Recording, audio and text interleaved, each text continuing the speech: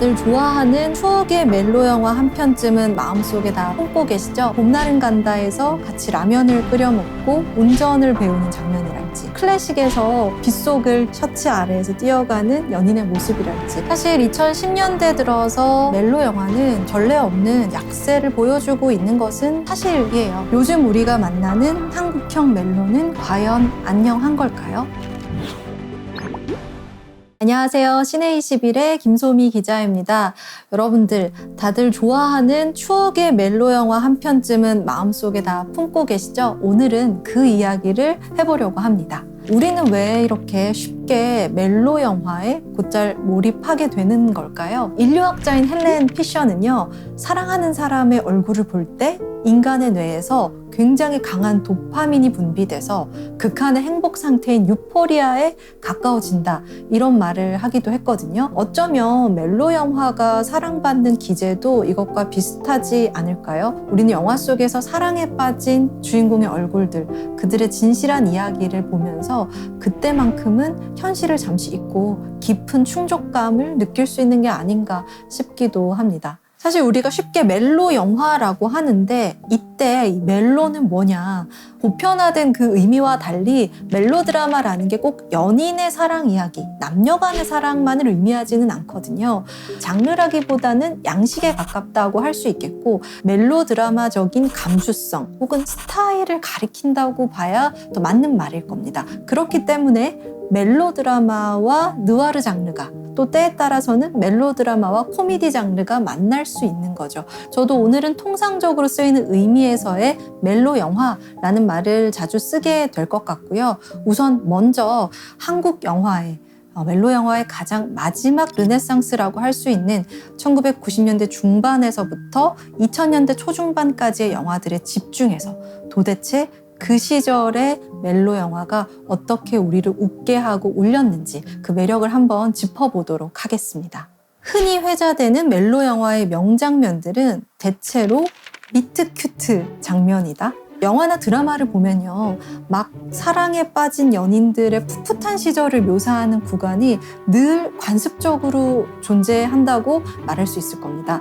예를 들면 봄날은 간다에서 같이 라면을 끓여 먹고 운전을 배우는 장면이랄지, 또 클래식에서 빗속을 셔츠 아래에서 뛰어가는 연인의 모습이랄지, 이런 장면들이 관습적으로 밝은 몽타주들을 구성하면서 로맨스 무비, 멜로 영화의 전반부를 사실상 거의 견인하다시피 합니다. 그리고 두 번째로 멜로 드라마는요, 가장 신세대적인 당대의 최신 문화를 보여주는 양식이기 때문에 우리를 항상 유혹하는 측면도 있습니다. 대표적인 작품이 장윤영 감독의 1997년작 접속이라고 할 수 있겠습니다. PC통신 문화를 바탕으로 온라인에서 만난 남녀의 사랑을 처음으로 한국 영화의 중심에 가져온 작품이라고 할 수 있겠고요. 이건 단순히 어떤 기술적인 측면에서만 그런 건 아니고요. 연애나 결혼에 대한 인식의 변화를 세대론적으로 반영하기도 하죠. 이정현 감독의 미술관옆 동물원, 젊은 남녀의 동거를 굉장히 캐주얼한 터치로 다뤄서 각광받았던 작품이고요. 결혼은 미친 짓이다, 결혼 제도에 대한 관습에 얽매이지 않는 상상력을 굉장히 직접적으로 다룬 신세대적 감수성의 작품이었다, 이렇게 얘기를 할 수 있을 것 같습니다.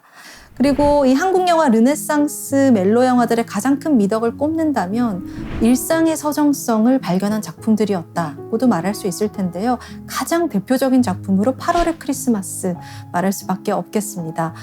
허진호 감독의 8월의 크리스마스는 시한부 판정을 받은 사진사와 구청 직원의 사랑 이야기를 담담히 펼쳤죠. 한마디로 늘 그 자리에 있는 사진관처럼 시간의 깊이, 세월의 깊이와 함께 곰삭는 사랑의 감정이라고 할까요?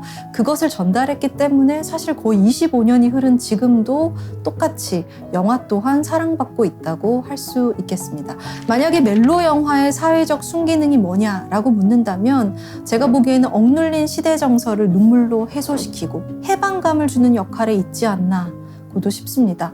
1998년에 청룡영화 시상식에서 한국영화 최다 관객상을 받은 작품 편지인데요. 이 작품의 내용이 수목원에서 남부러울 것 없이 행복하게 살던 남녀가 이 불치병으로 인해서 생과 사의 갈림길에 서게 되는 다분히 그 심파적인 멜로거든요. 그런데 이때 어떤 분석이 많이 나왔냐면 IMF 외환 위기가 시작되던 바로 그때 한국 관객은 어쩌면 집을 벗어나서 어둠 속에서 각자 울고 싶었던 게 아닐까. 당대의 관객에겐 집에서 흘릴 수 없는 눈물을 쏟게 해주는 굉장히 고마운 역할의 영화일 수도 있었던 거죠.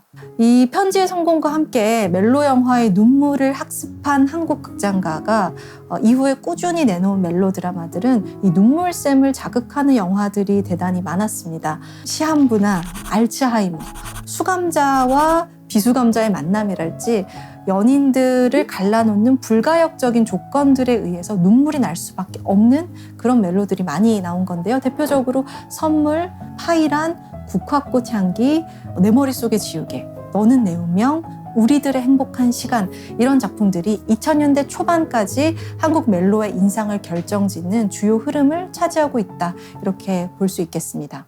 이렇게 90년대 말에서 2000년대 초중반까지 지금 우리에게 주로 향수를 불러일으키는 멜로 영화 명작들 위주로 한번 언급을 해봤는데요. 사실 한국 영화의 멜로 드라마 골든 에이지는 따로 있습니다. 일제강점기 신파 영화로부터 시작해서 1990년대 초 로맨틱 코미디가 도입하기까지 한국 영화 멜로 드라마의 역사도 한번 개괄적으로 톱파보죠. 일제강점기에는 지난 시간에도 이야기 나눴던 신파 영화가 멜로 드라마의 부흥과 괴를 같이 했습니다. 주로 농촌에서 상경한 청년들이나 젊은 여성들의 순환기, 혹은 굉장히 운명적이지만 비극적이기도 한 사랑 이야기들이 주를 이뤘고요. 이 전쟁의 여파로 어쩔 수 없이 가족의 재건이라고 하는 것이 한국 영화의 이데올로기로 떠올랐습니다.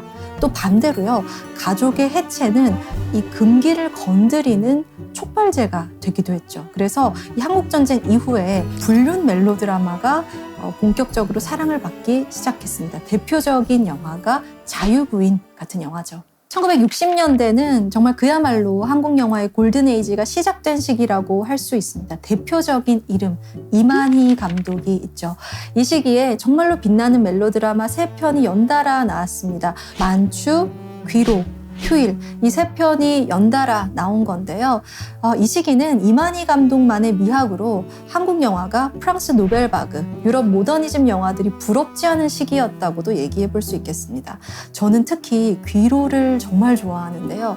전쟁에서 돌아온 남편은 반신불구가 된 채로 신문 연재 소설을 쓰고 있는 상황에서 부인이 남편의 소설을 대신 신문사에 전달하는 과정에 아주 일상적인 일들을 담아냅니다. 그런데 여기서 이 부인이 신문사에서 젊은 기자를 만나서 마음이 흔들리게 되는 거죠.